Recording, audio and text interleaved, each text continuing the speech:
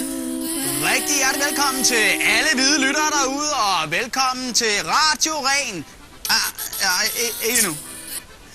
Radioprogrammet, der renser ud i æteren og siger, fuck alle de fejlfarvede.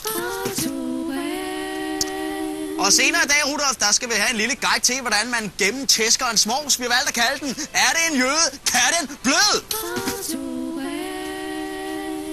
Men først, så skal vi jo til konkurrencen for de allermindste ariske dejlige børn. Og det er en konkurrence, som du tager dig af, Rudolf. Tusind tak, Adolf. Det er rigtig pænt af dig der. Det er rigtig dejligt. God morgen til dig. Vi har fået et brev fra lille Lise på 9 år. Blot 9 år. Ja. Det var ikke gammelt. Hun skriver, en nære. Tilfredssagelse! Men det er en god start. En nære står ved et busstopsted ved siden af en hundelort. En mand går forbi. Han peger på hundelorten og siger til næren, din søn er sgu smeltet. Den er ikke blot sjov, den er sand! Og vi sender naturligvis en pladeshow. Blandt hvid chokolade!